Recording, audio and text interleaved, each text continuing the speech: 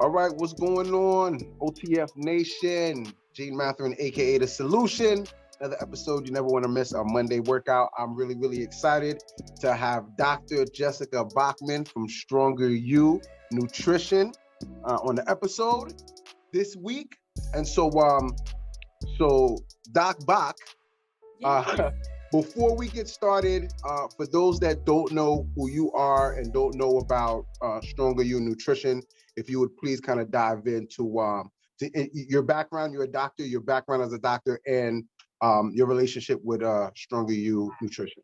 Sure. Thanks so much for having me. I'm excited to chat today about nutrition and food. It's my favorite topic. It has been my favorite topic since I was probably 10 years old. So I'm glad to be here chatting with you about it. So yeah, my name is Dr. Jessica Bachman. I am the Director of Nutrition Education at Stronger You Nutrition. My background is I have my PhD in nutrition with an emphasis in exercise science. My research area was in behavioral weight loss interventions. I started off my career teaching in academia. I was a university professor, taught in a few different universities, and then was introduced to this amazing company called Stronger You about 6 years ago now. I'm also a registered dietitian, so I have some experience working in hospitals, in a children's hospital and diabetes clinic, kids with cystic fibrosis. And I have a personal interest in exercise and fitness. So I'm a big fitness fanatic myself. I love trail running, weightlifting. I've done CrossFit before. There are no OTFs anywhere near me, but I know I would absolutely love it. The combination of the cardio and the weightlifting is my jam. So I'm so excited to talk about that today. And then what is Stronger You? So Stronger You Nutrition is a personalized nutrition coaching platform. And so it is coaching in the fact that members who sign up for Stronger You are matched up with a live human one-on-one coach. There are so many different options out there right now. A lot of them are really good and they're AI based, but you're working with a machine where you get feedback, you're tracking your food. This is an actual human. You're assigned to one person, you're assigned to Coach Tracy, for example, and that coach works with you on your goals. They're there to make adjustments on a weekly basis, depending on how things are going. They're there to realign with what your goals are. Once you hit those, what's next? And so you have this really personalized experience where you're working with that coach one-on-one. Just first question out the box, right? What is the difference between a nutritionist and a dietitian? Am I saying it right? Yeah, so a registered dietitian. So, I will say the quality of each. There are great quality nutritionists, high quality that are really evidence-based, and there are great quality, high quality registered dietitians, and there are others out there as well, right? But the main difference between registered dietitians and nutritionists is that nutritionists, they have a certification, right? They've gone through a certification process, they've done some learning. Those aren't quite as regulated. There's a lot of different opportunities out there. There's some certifications that are really great, and people do get great knowledge to help people with lifestyle change. Registered dietitians, just as of next year, they're required to have at least a master's degree. So right now they have to have a bachelor's degree with a certain number of credits in nutrition. They then have to complete a dietetic internship, which is anywhere from 6 months to a year, where you're working, you're supervised under many different areas of nutrition. So food service, clinical nutrition, public health nutrition. And then you have to pass an exam. To become a registered dietitian. Is very competitive, challenging exam. And then you also, the part that I love, because I love to keep learning myself, registered dietitians are also required to do a certain number of continuing education credits and have those approved every 5 years as well. So to be clear, a nutritionist, they're getting a certificate of nutrition, maybe from NASM or some other program that offers it. A dietitian is somebody that actually has to have a master's degree, and ongoing education is also required. Yes, right? Absolutely. And with that, we do at Stronger You actually have both. And so we do a very strong vetting process of who does work with our members. And we have if someone is pregnant or breastfeeding or has diabetes or has certain conditions, they will automatically matched up with one of our registered dietitians. If someone's coming to us for behavior change or performance improvement or weight loss, we have a lot of nutritionists that, again, we do vet and make sure they have experience, they have the knowledge to be able to work with our members. And so they're able to work with our members too. And so we've got a really great coaching staff, about 60 coaches right now. They're all, experienced, well-trained. It's an amazing group to work with. So let's talk about Stronger You, right? What's the process of somebody kind of onboarding somebody on Stronger You? On the Stronger You. So first, people typically find us through word of mouth. And so that's really how Stronger You has grown, because people have had a really great experience with their coach, with our product, and then they tell their friends about it. And so when you hear about Stronger You, you see an ad, you talk to your friend that's been on before, you go to strongeryou.com, and there's an area where you choose which program you want to sign up for. So we have multiple different options for how long you want to commit to working with a coach from the start. We have you fill out a pretty intensive intake form. It's not super long, but we have to get enough information for your coach to understand what your goals are, what you're looking for. And so you fill out that form.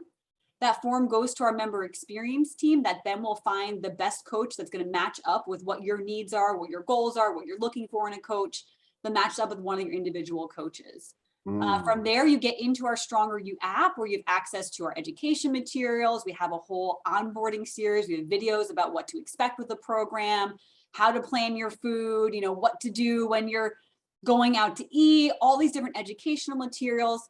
Plus, you'll start the process of working with your coach, where they can figure out what are your struggle points, what are the things that you really need support in, and they'll have that ongoing support available with them. And this is all virtual, correct? All virtual, 100%. Most of your communication with the coach happens in our apps. That's where you track your food, you'll track your weight, you'll track all the different behavioral components that your coach is going to be talking to you about.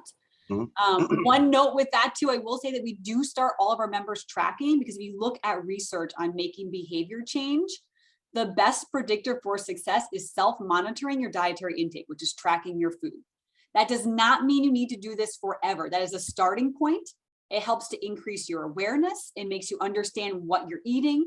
It allows you to find opportunities for, hey, if I'm getting to the end of the day and I'm finding that I'm so starving and I end up overeating, I eat that ice cream or the chips while I'm watching TV. When you're tracking your food, you can go back and look at your day and say, hey, what opportunities did I miss here? What could I maybe had more for lunch or a snack in the afternoon that wouldn't allow that to happen? And so we use that as a tool to really help you learn how you personally want to eat, because there's a lot of different ways to do that. And so you're not going to track forever. That is not the goal, but we do have people track in the beginning to learn a lot about themselves through that process. Now, Jess, I'm gonna be honest with you. I've had the MyFitnessPal, and personally, right, like I struggle with tracking my food, right? It's just really tedious. There's a lot of stuff in the app, and it's just something that it's just not fun. It's not sexy. You know what I'm saying? So what advice would you have for people that are struggling with tracking their food? Because I'm pretty sure members that you sign up, they're probably having the same struggles that I have, or maybe not. I don't know. Maybe it could be me. It's not just you, right? Especially someone who has tracked their food before. It's almost like exciting at first and then gets boring over time. And so what I would say with that is it really depends on you personally. Your coach will definitely ask you more questions about what your struggles are. So why is this challenging for you? Is it because you're doing too complex of recipes? You're trying to try too many different things, or you're not planning ahead at all, so you're rushed to eat? And so there may be behavioral things your coach could support you on to help make that process easier. Alternatively, too, though, we could also try not tracking, right? There are many things we can do that allow you to make behavioral changes, to do things throughout the day that will still lead to success, right? It's not the tracking that means you lose weight or you perform better. It's that tracking allows you to pay attention and do things. And so it does tend to be the more efficient and quick way to get to your goals. If you want to be more flexible, though, and if you're okay with maybe taking a tiny bit longer because you're not being as specific, that is a great approach too. And so your coach can work with you on things like, let's look at having some protein with every meal. Let's look at maybe reducing snacking to only once per day or even 0 times per day. There are other general goals we can work on, or even setting time limits, like you're only going to eat between 10 a.m. and 8 p.m. There's nothing magic about those times, but those are guidelines that can be provided to you that might help you stay within your calorie needs. And so that part is going to be completely individualized for you. We do really try and push in the beginning, at least the first few weeks, to track, just because we know the value you learn from that. But if someone is resistant to that from the beginning, we can absolutely work with other ways to work with you and help you get to your goals too. Now, how often is your coach communicating with you during the day? You can chat with your coach 24/7. So there is no limit. There's no, you can only reach out to your coach at noon on Wednesday, or a certain number of times you can reach out. So that's all up to how much support that you need. You do track in the app daily, and so you'll be in there, and in the app is exactly where you message your coach as well. And then once per week, you do submit your weekly information with a summary, what things went well for you, what things were a challenge for you, what questions do you have, and your coach will respond to that. Members can also request a phone call, a video chat, so all those things are available. We're very flexible with that though, as in we don't have a specific time you have to be on a call, right? We are working with busy adults. Like I am a single mom. If I had an appointment on my calendar, I had to talk to my coach every single Friday at XX time. That just wouldn't work for me, right? So it's more flexible in that way. You do have a day per week where you check in with your coach, and then you and your coach will figure out, do we want to do a call? How do we want to approach that conversation? So myself, for example, we had a conversation like 2 weeks ago. I told you that my doctor said I was borderline diabetic, right? And they gave me no plan. They just said, Gene, you need to watch your carb and your sugar intake. Okay. No structure, no plan. So I come to Stronger You as a client. You're gonna match me up with the coach, and based on what my goal is, right? I want to get my I think it's my A1C down. The coach is gonna design a program specifically for me. Can you dive into that a little bit? Yeah, so your coach having that understanding. So you would be matched up with one of our RDs with that being a condition that you're coming with and what specifically want to focus on. So our RDs have that medical training. While we don't do what's called medical nutrition therapy at Stronger You, that's like a legal term that we can't look at like blood work and that.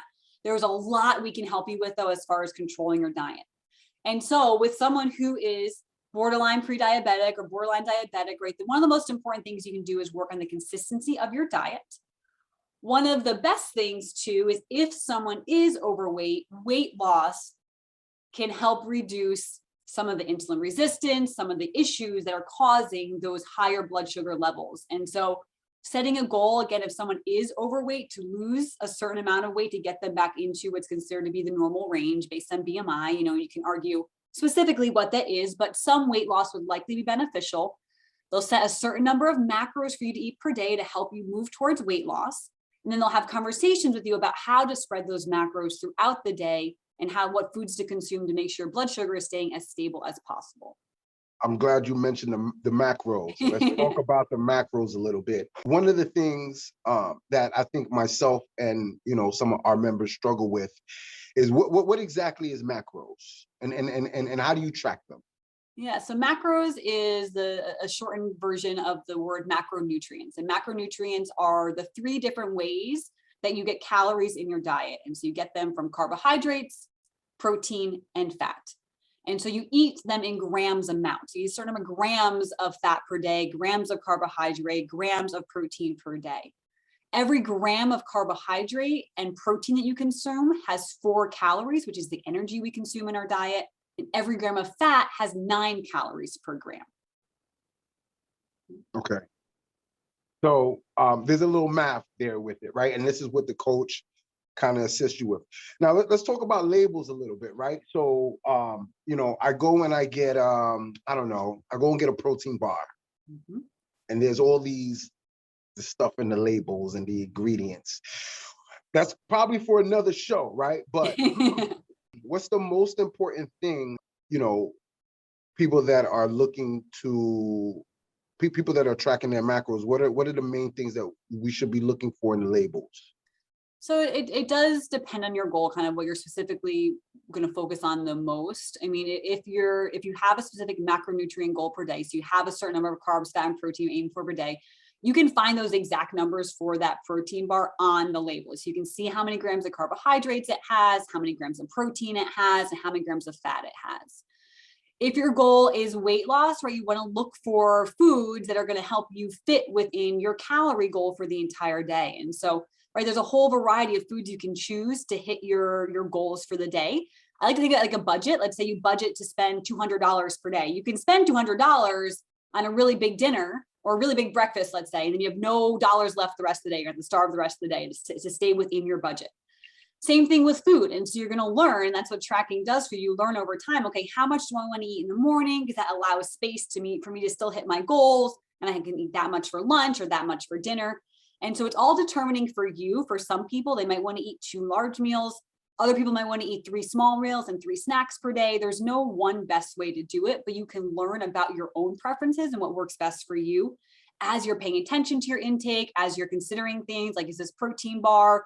Is that a good use of my food? Do I feel full when I eat that? Or should I have an egg white omelet with some toast? Like, it's same macros, but I get a lot more food from that. And so you can weigh and balance which things and where you want to spend your funds, your macro funds, on the types of foods that you enjoy eating. They're going to help you stick to your goals.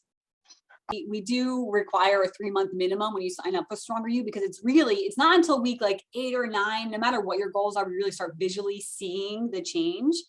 I'm sure your members are feeling better, right? And so there's impacts of like right away, you feel better, you feel stronger, but it does take time, right? Think about, most people come to us for weight loss. We're not only a weight loss company, we really do help with a whole variety of things. But thinking about weight loss, and when people come to us, they probably put on some weight slowly over decades, or years. Most people only gain about 3 to 5 pounds per year. That doesn't feel like a lot while it's happening, but 10 years later, you've got those 30 pounds on you.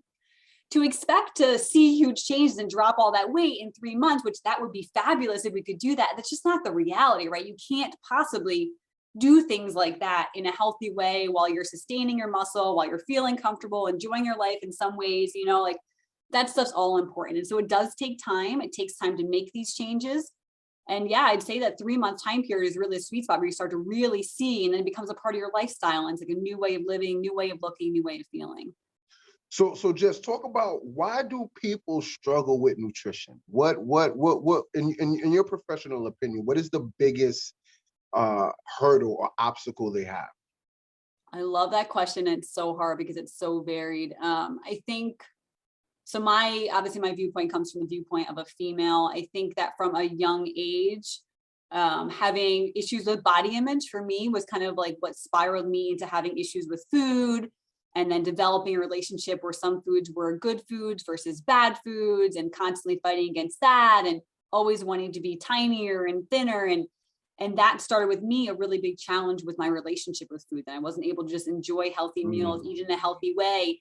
And by restricting so much and then eating a lot and never really getting to one point, I lost complete control over my own body's need for food, and when I was hungry, when I'm full. And so I lost the ability to regulate myself because I didn't listen to my cues for so long. I wasn't able to trust myself in that way anymore. And so for me, I don't track my food anymore. Every once in a while I do, if I want to kind of go, if I want to drop a little bit of weight or gain some muscle, but most of the time I don't. I'm able to listen to myself because I put in the reps of tracking and reteaching myself and learning how to eat and paying attention to what I was actually eating that felt good. Then now I just automatically do that. And so you can train yourself to kind of get over that. So that, for me, I think that's really what started my challenge with nutrition, was just body image concerns and being so focused on that. Other people have time is an issue, feelings of hunger is an issue, lifestyle is just being crazy, like you're not sleeping. If you don't sleep, you are hungrier. There's hormones that are released when you're not sleeping that make you hungrier. There's so many different things. But for me, that was my biggest struggle. And I see that a lot of our females that we work with, there's been dieting their entire lives from one time when they were really, really young teenagers, and they're still dealing with that now. They still have food issues that started way back when.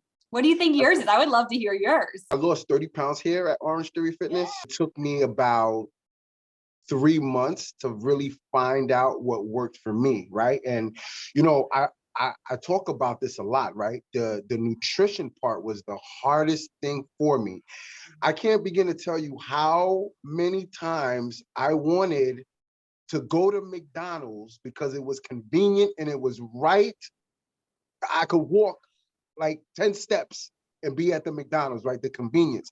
And I literally had to develop a system where I said, okay, you know what? If I feel hungry and I'm gonna make a bad decision, and at times I would know, I'm like, I'm gonna have me some McDonald's. Like, it's a done deal.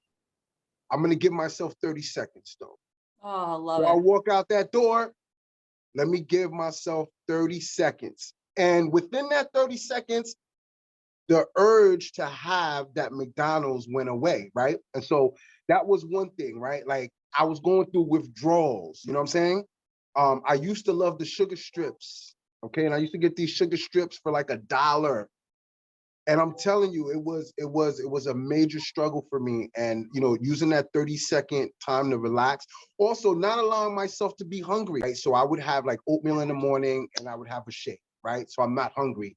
Even if I wasn't hungry, I would eat carrots, sugar snap peas. So I wouldn't get hungry. I would have a salad, like half a salad, have a shake afterwards. So that was my secret sauce, was not allowing myself to get hungry, because if I did, I knew I would make bad decisions. And now, I gained an extra 12 pounds. I went to the doctor. The doctor said, Gene, you gained extra 12 pounds. And I know why, because, my eating habits are not the same anymore. You know what I'm saying? And so I need to get back to those eating habits. Gene, I would love to, you shared so many like golden nuggets. If I can just pull out a few of those right now, I want to commend you.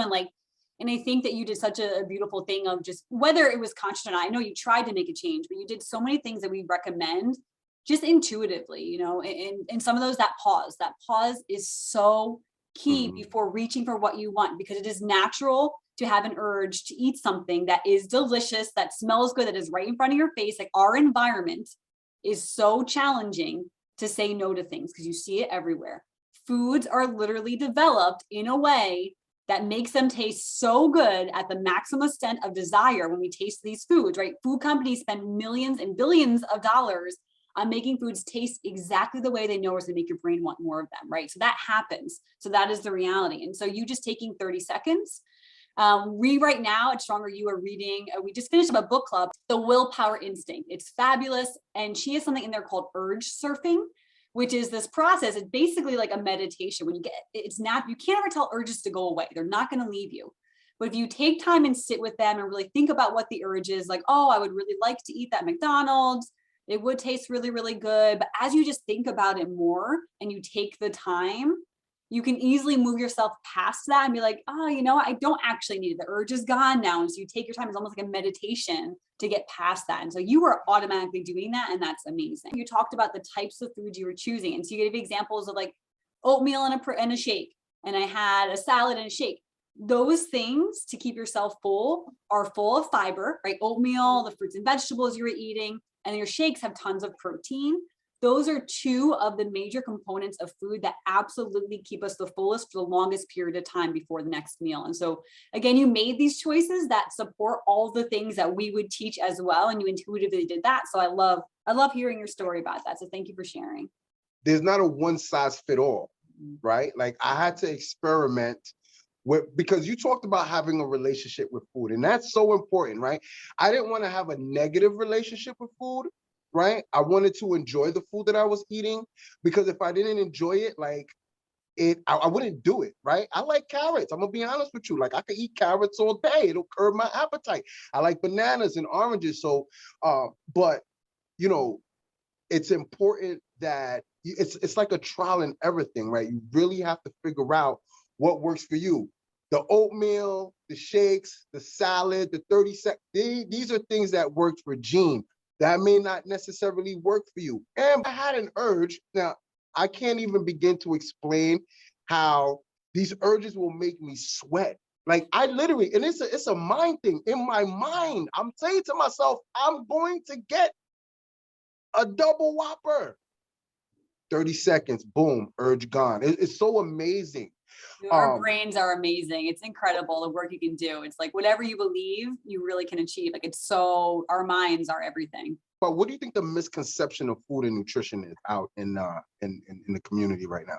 Yeah, there's so many things. I do, playing off of what you just chatted about here, that there is one way. You hear, because there's not. It is very flexible. There is a million different things that can work depending on what's going to work for you. And it's important you find that. And so when you hear things that end up being confusing for people, like you have to do intermittent fasting, that's the only way to lose weight, or you have to do keto, low carb is the way to go.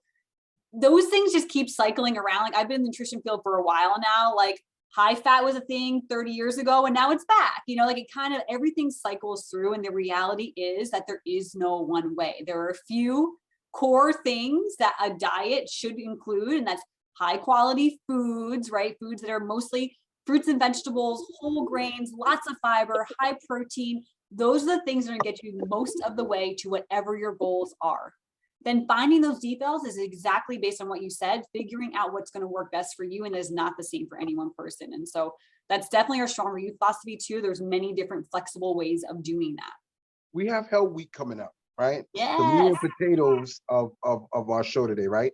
Very high intense workout, more intense than we typically do for our regular 2 and 3G classes. What would you recommend for our members before the workout, during the workout, and after? Yeah, so it's such an important, it looks like so much fun. The research I've done in Hell Week, I'm like, man, I want to join an OTF just to do that for that week. It looks like a blast, but definitely intense. And so the main things you want to focus on is staying well fueled and well hydrated throughout the entire week, right? So whatever you're doing, like keeping that as your core goal, if you want to perform well and feel good every single day, that's going to be super important. And so what to eat beforehand really depends on when you're working out. So someone who's working out in the morning, afternoon, evening, it's going to depend on the timing. If you're someone, let's say you're working out in the morning, if you ate a really large meal the night before and you come in the morning, you might be okay for just having some water or maybe a drink with some electrolytes in the morning. Someone else might need to eat something too. And so just like our overall dietary needs, there are some general recommendations, right? But you're going to have to play around with what feels best for you. And so likely for most people, having some carbohydrate-based snack or meal about an hour or two before working out is going to be ideal. Now, again, if you're someone that's going in for a 5 a.m. class, and you're like, I can't wake up before, I'm not going to wake up at 4 a.m. to eat. That's okay, right? Just do your best. Maybe have like a small banana on the way in there, having some kind of small source of carbohydrate. Because if you have something that's just carbohydrate, that will be available for you to use it as energy pretty quickly during the workout. During the workout, it really varies. Again, with the length of your workouts, most are under an hour, right? Most are not over that. It's an hour workout, full body workout. That's a lot, right? But for most people, you're probably okay with water only during the workout if you are well fueled beforehand and if you have a good plan for fueling afterwards. If you are someone who sweats a lot though, or if you're a salty sweater, and so I always say this is the way I get dates. I say I am a heavy salty sweater. I know it's not really an attractive thing, but it's true. Like when I do run, I sweat a lot and I sweat out a lot of salt. I can actually see it on my skin. For me, an intense hour-long workout, I do need to drink something that has some electrolytes in it. So whether it's LMNT, liquid IV, something like that, because I will lose enough sodium, potassium that it will actually impact my performance during that hour. And so again, most people, water is good, but others may need electrolytes, and electrolytes won't hurt. And so I would say, especially for this week when it's intense day after day, you might want to consider doing that with your water. Now, especially for this week. So you normally have in a regular week when you're exercising, you have a 24 to 48 hour time period to really replace your energy stores, right? As long as you're consuming adequate protein, carbohydrate throughout the whole day and the next day, you're going to replace the stores of carbohydrate you had in your body. You're going to be able to build muscle. But when you're having these back-to-back workouts that are very, very intense, there is this time period, this metabolic window after exercise where your body is really primed to more quickly restore carbs and build muscle immediately after the workout. And so for this week in particular, I want people to consider having something that's high in carbohydrate, that has some protein within an hour or two after these workouts. It's really going to help you feel more recovered later on in the day and for the workout the next day. So definitely some different things, and again, beyond that too, what you're doing the rest of the day is also really important, like staying well hydrated, always like setting water goals for the whole day, because that plays into how well you're doing and how you're recovering from your workout. Eating healthy foods, right? Not restricting yourself during this week. It's not the week to aim for weight loss. If you really want to perform well and not feel like crap at the workouts, you want to be eating well during the times outside of that workout time period too. So Jess, I'm so glad you mentioned that. I did Hell Week last year. And after my first workout, I definitely felt fatigued after the class. And that's because I didn't fuel myself before the class. I didn't fuel myself during the class. And most importantly, after the class, right? So do you guys have a program that you can possibly put together for our members during Hell Week that are, because you said carbohydrates, but what carbohydrates, right? You said electrolytes during the workout. What electrolytes? You said eat an hour after the workout. What should our members be eating? I didn't mean to put you on the spot, but is there something you could put together for our members? I already have. So it's almost done already. So it's already in the works. I would love to share that information. You'll see in there too, I give some general recommendations because it is general, right?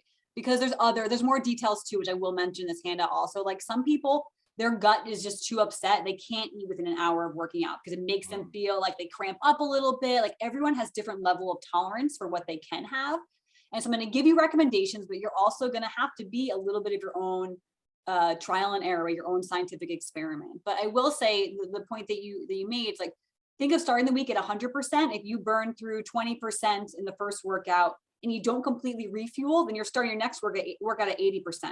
Then you burn 20%, you don't refuel well, you're going to start at 60% the next workout. And so it's this thing where you can keep losing your energy potential and how much energy you're going to have at your workouts if you're not refueling well. And so getting into the habit of rehydrating, refueling on a regular basis is going to be so important, and figuring out what that looks like for you. But yes, I will have that in a handout for you guys in development right now. And so I hope that will be helpful, give you guys some examples, and then you can take and run with it and try it out with yourselves. Before we get out of here, how can people get started with Stronger You? What's the website? It's www.strongeryou.com. And so you see information, gather more information about what our program actually is. You can sign up on that website. My Instagram handle is docbach_StrongerYou. You can find me on there. I'd love to chat with you. If you have questions, please reach out. Doc Bach, Jess, I really, really appreciate you being on the show today. Definitely going to have you back. Definitely going to have you back. There's so much that we discussed. I really love the concept of the relationship with food and the lifestyle. I definitely want to dive into that a little bit more. Once again, Jessica, I really, really appreciate you.